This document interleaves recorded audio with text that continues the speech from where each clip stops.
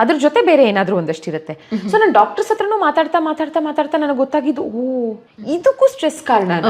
ಆವಾಗ ಅನ್ಸ್ತು ಎಷ್ಟು ಜನ ಪಾಪ ಸ್ಟ್ರೆಸ್ ತಗೋತಾ ಇದಾರೆ, ಅವ್ರಿಗೆ ಏನೇನೆಲ್ಲ ಬರ್ಬೋದು, ಅವ್ರಿಗೆ ಏನೇನೆಲ್ಲ ಆಗ್ಬಿಡ್ಬೋದು, ಅವ್ರ ಫ್ಯಾಮಿಲಿನ ಯಾರು ನೋಡ್ಕೋತಾರೆ, ಅವ್ರಿಗೇನಾಗುತ್ತೆ, ಅದಕ್ಕೆ ಮೂಲ ಯಾರು ಸ್ಟ್ರೆಸ್ ಕೊಟ್ರು ಯಾರು ಹುಡ್ಕೊಂಡು ಹೋಗಲ್ಲ, ಅವರೇ they should take control of their life ಅಂತ ಈ ಹೆಲ್ತ್ ಸೀರೀಸ್ ಸ್ಟಾರ್ಟ್ ಮಾಡಿದ್ಮೇಲೆ ನನಗೆ ಇನ್ನೂ ಜಾಸ್ತಿ ಅನ್ಸೋದಕ್ಕೆ ಶುರು ಆಯ್ತು.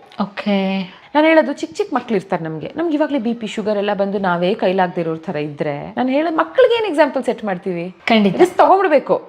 ಟ್ಯಾಲೆಂಟ್ ಇದ್ರೆ ದೇವ್ರ ಕೈ ಹಿಡಿತಾನೆ, ಏನೋ ಒಂದ್ ಮಾಡ್ಬೋದು. ನಂದಿನಿ ಅವ್ರೆ, ಏನೂ ಇಲ್ಲ ಅಂದ್ರೂ ಬ್ರೇಕ್ ತಗೋಬಹುದು. ನಾನು ಹೇಳಿದ್ನಲ್ಲ, ಇವಾಗ್ಲೂ ಅನ್ಸುತ್ತೆ ಒಂದ್ ಸ್ವಲ್ಪ ದಿನ ಏನೂ ಕೆಲಸ ಮಾಡದಿರೋ ತರ ಬ್ರೇಕ್ ಸಿಕ್ಕರೆ ಚೆನ್ನಾಗಿರುತ್ತೆ ಅಂತ ಅಕೇಶನಲಿ ಅನ್ಸುತ್ತೆ.